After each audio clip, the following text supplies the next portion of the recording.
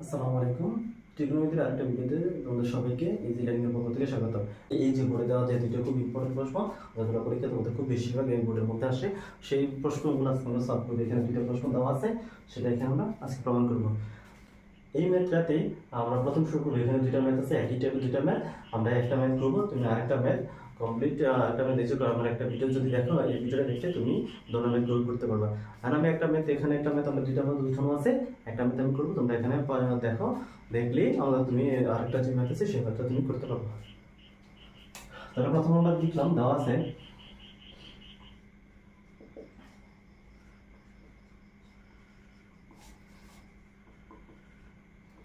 sin 4a plus sin square a equal to, এখন আমার এটা দেওয়া আছে, আমরা এখানে টাইপের নিচেরটা করতেছি, সেখানে sin square 4 plus sin square equal to 1 দেওয়া আছে।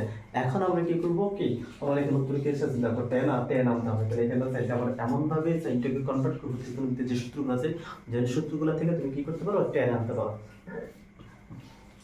তাহলে প্রথমে আমরা এখানে কাজ হবে কি, sin 4টা আমি পাশে রেখে দিব, sin a পাশে হচ্ছে 1 প্লাস sin এর পাশে গেলে কি হবে, মাইনাস sin। তুমি সূত্রগুলো পড়ছো, অবশ্যই সূত্রগুলো তোমার মুখস্থ আছে। সেখান থেকে তুমি 1 মাইনাস sin স্কয়ার সূত্র কি, 1 মাইনাস sin স্কয়ার সূত্র যে cos স্কয়ার। এখন তুমি tan যদি মিলাইতে চাই, তাহলে আমার এখানে কি করতে হবে, আমি এখানে tan আনতে হলে কি করতে হবে, অবশ্যই এখানে tan এর সূত্র কি sin বাই cos। তো আমাদের tan আনতে হলে আমাদের কি করতে হবে, tan equal to sin by cos। তাহলে এখানে দেখো, তাহলে আমার এখানে কি আছে, sin আছে, তাহলে sin যেহেতু আছে, আমি যদি cos দিয়ে ভাগ করে দিই, তাহলে আমাদের tanটা চলে আসবে। এখন এখানে tan 4 আছে, আমার এখানে sin 4 আছে, তো অবশ্যই আমার কি দিয়ে ভাগ করতে হবে, tan sin cos দিয়ে যদি ভাগ করবো, অবশ্যই cos কি দিয়ে ভাগ করবো, অবশ্যই cos 4 দিয়ে ভাগ করবো। চলো আমরা cos 4 দিয়ে ভাগ করি। তাহলে এখানে আছে sin 4, তো তাহলে cos 4 দিয়ে ভাগ করবো। তাহলে এই পাশে cos 4 দিয়ে ভাগ করছি, তাহলে ওই পাশেটাও কি করবো, cos 4 দিয়ে ভাগ করবো। তাহলে এখানে তুমি কি লিখে দিবা, উভয়পক্ষকে